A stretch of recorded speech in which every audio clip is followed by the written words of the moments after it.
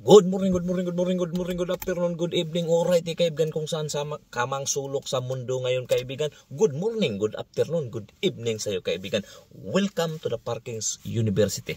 Alright, kaibigan, before natin to simulan, we need to be grateful, kaibigan. Kung tayo ay nagising ngayon, be grateful. Alright, yung topic natin ngayon, kaibigan, is itong libro ni Florence Scovel Shinn. Ito yung The Game of Life and How We Play It. Okay, so i-share lang natin to, kaibigan. I-share to natin dito sa Parking University lang to, kaibigan. Dito lang to natin matutunan sa Parking University. Alright, so ang buhay daw, kaibigan, is it's a game and it's not a battle. Okay, so depende yan. So 90%, 98% daw sa mga tao, kaibigan, di consider nila yung life is a battle. Wow!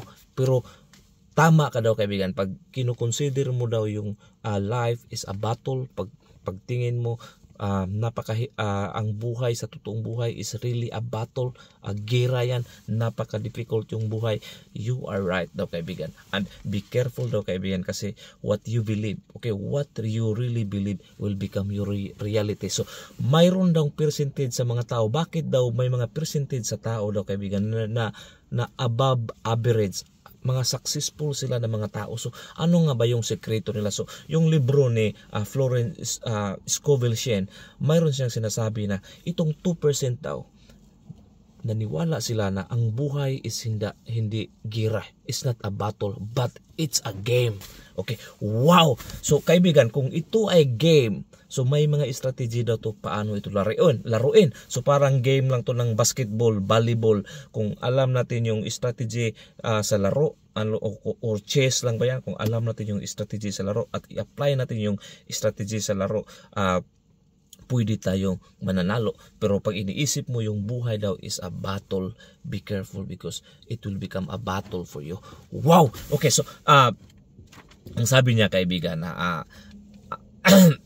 kung ano yung palaging sinasabi natin, kaibigan, sa subconscious mind natin, kaibigan, it could be if you think life is a game, life is beautiful, life is a battle, whatever you keep telling sa subconscious mind mo, kaibigan, yung subconscious mind natin, kaibigan, mag-a-accept lang yun, kaibigan. Okay, parang ano yun, parang blank CD yun, na mag-a-accept siya whatever you feed. Okay, so kung sinasabi mo na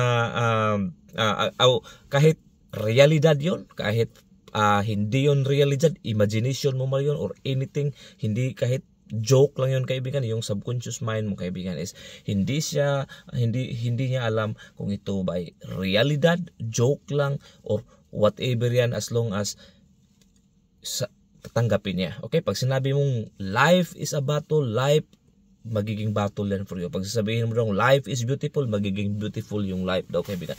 Wow! So kung ganito lang pala daw yung sikreto daw sa buhay, kaibigan, so we need to be careful of our thoughts. We need to be careful kung ano yung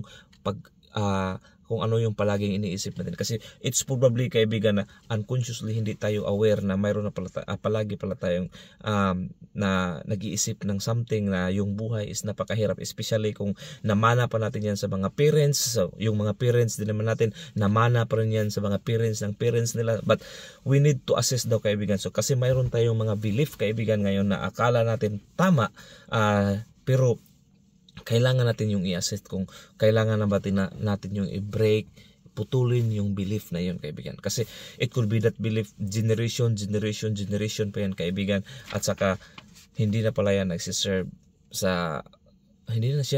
kung ano yung goal mo ngayon. Okay, so you believe that life is a battle. Pinanganak ka pa lang, sasabihan ka na be careful, anak, kasi yung buhay is dangerous, is a battle. So mapuntayan sa subconscious mind mo. So parang lahat daw ng akala mo yung buhay is battle daw talaga. Okay, so napaka-interesting kasi yung buhay daw, kaibigan, is a game. Okay, so kung alam bakit mayroong nagiging successful sa buhay, mayroong angat sa buhay, kasi alam daw nilang laruin yung game na ito. It could be unconscious ka na in-apply mo na pala yung kaibigan, in-apply mo na pala yung principle na iyon na napatay yung ilaw natin, i-on lang natin.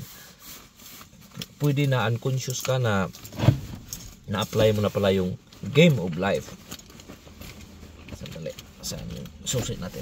Okay. Ano lang tayo kaibigan kasi madilim. Anyway, it doesn't matter. Saan yung susi ko? Uy. Here we go. Commercial yung kaibigan, naputol yung ilaw natin. Alright, so balikan natin kasi napakagandang topic to kaibigan. Maganda talaga yung makinig tayo ng mga motivational, magbasa tayo ng libro, open tayo sa mga opinion ng iba kasi it could be one opinion lang daw, one word or opinion kaibigan na marinig natin, mabasa natin, it could click sa brain natin, sa mind natin kaibigan, and it could really change our life. It could motivate us, it could change us kaibigan. Yun yung sabi ni Jim Rohn kaibigan. Wow! At saka dito sa Parking University kaibigan, marami tayong natutunan na wala sa school. Wala. Hindi natin matutunan sa school kaibigan. Dito lang to sa real life, sa totoong buhay, sa Parking University. Alright, so isa-isahin natin to kaibigan. Matagal na tong libro, 1925 na to, 25 pa yata to pinalabas ni Florence Scovel. So, tayong tao daw kaibigan, we are the one who create our destiny. Okay, so kung naniwala ka, kung maraming tao kaibigan na sinasabi nila na ganito talaga yung kapalaran ko. Okay? If you say daw dyan kaibigan, if isa ka dyan na nagsisay kaibigan, kasi naniwala din ako dati kaibigan na kasi palagi ko yung narinig. It could be narinig ko yun sa mga very close family ko at saka neighboring mga kaibigan ko na ganito talaga yung kapalaran ko siguro. Pag sinabi mo daw yung kaibigan na ganito mo yung kapalaran mo, parang tinanggap mo lang whatever kung ano ngayon kaibigan, which is the game of life, hindi daw ganun.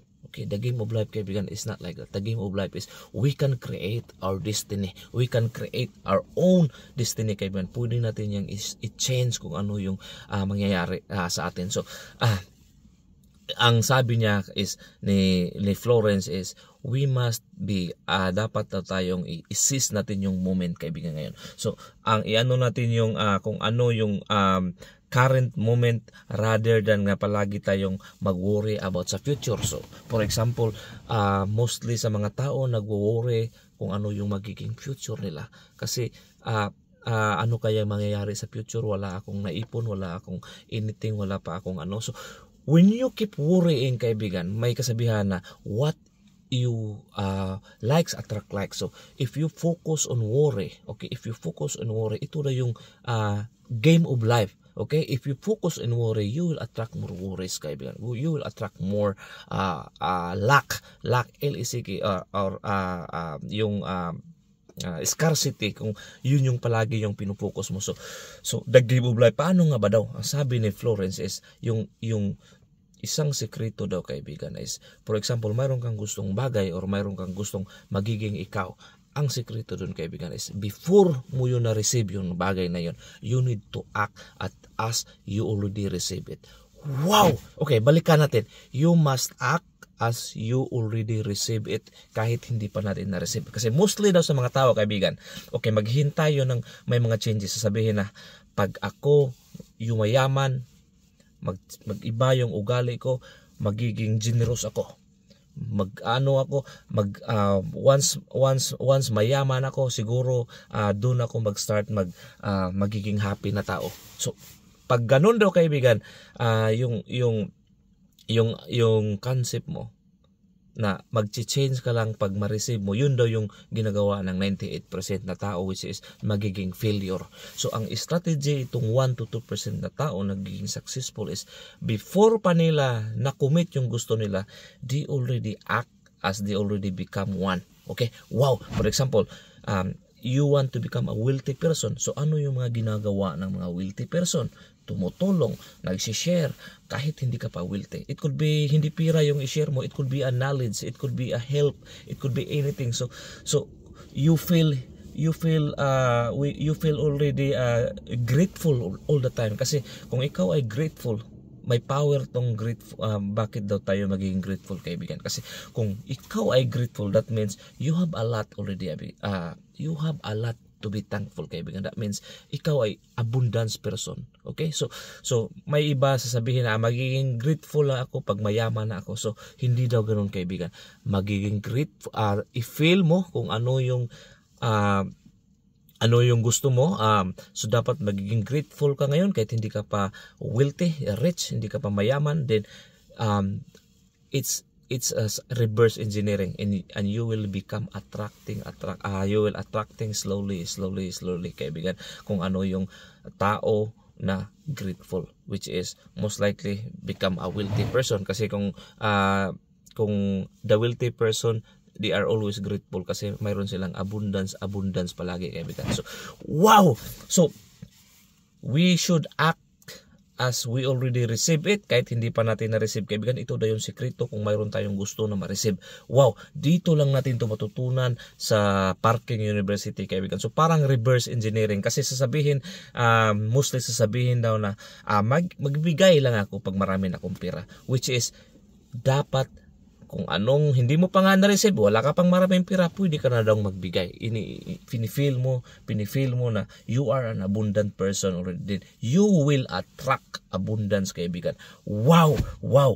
Okay, so ang napakagandang take away ko dito ni Florence Scovel Shinn, kaibigan. Mayroon siyang mantra, kaibigan. So maraming mga successful na tao na gumagamit itong mantra niya, kaibigan. Okay, so it's up to you kung gamitin mo to. So ngayon inaano ko na to, kaibigan, tinatry ko na tong gamitin itong mantra niya. So dalawa na yung mantra ko, kay Bob Proctor at saka kay itong Florence Scovel Shinn, kasi maraming gumagamit itong mantra niya na nagiging successful. So kung why try not using this if marami nang nagiging successful dito, kaibigan. At saka if yung strategy mo ngayon or style mo ngayon hindi nag-work, then it's time to think or try other things na nag-work. So basically it's just like a mantra but manifestation. If i-feed mo lang sa subconscious mo, pinabilib mo yung subconscious mind mo na you really believe na itong mantra na ito as mangyayari sa iyo, and slowly daw, kaibigan, things will change for you. Kasi before daw natin ma-change yung outside natin, kaibigan, dapat i-change mo natin yung inside. So for example, mayroon kang gustong i-change sa buhay mo, but yung inside mo, kaibigan, hindi mo pa rin chine-change. Yung the way you think, hindi mo pa rin chine-change.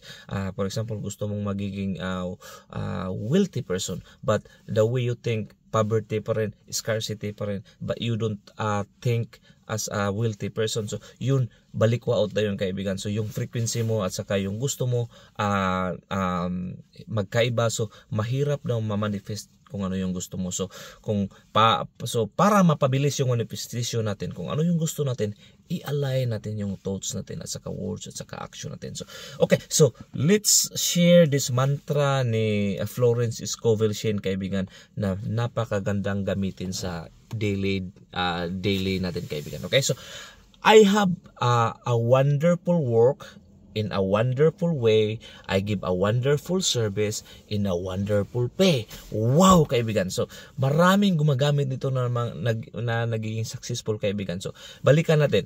I have a wonderful work in a wonderful way. I give a wonderful service for a wonderful pay. Wow, pagpalagi na natin yung binabalik-balik, kaibigan. So we could kung ano yung ginagawa natin ngayon, that means grateful tayo din. Kung wala pa tayong, it could be business or anything, palagi natin yung sinasabi, we could attract or we could attract someone na same sa ating frequency, or it could be circumstances, kaibigan, na may opportunity na dumating, or it could be, kaibigan, it could be na one day we can just get an idea na bigla na lang tong slowly ma-change yung world natin, kaibigan, kasi pinapaniwala natin yung subconscious mind na sa palagi natin sinasabi as a rule nga, kaibigan, as a law of universe. Our subconscious mind, hindi niya alam kung ito ba ay reality or hindi. So kung palagi nating pinifeed itong words na ito na mayroon tayong wonderful work in a wonderful way, in a wonderful service for a wonderful pay, so most likely we could find a work, a service, kaibigan, na wonderful pay din. Okay? So, hopefully may nun tayong natutunan dito ngayong gabi dito, kaibigan. Kung saan ka magsulok sa mundo dyan. And hindi ko nasayang yung oras mo. I wish you well. Close your eyes, open your arms, and not your legs. And this all be yours. Peace, love, good health, abundance, all the riches in the world. Sa'yo na yan. Boom! Siya kala, nagkala-kala. See you next time, babu.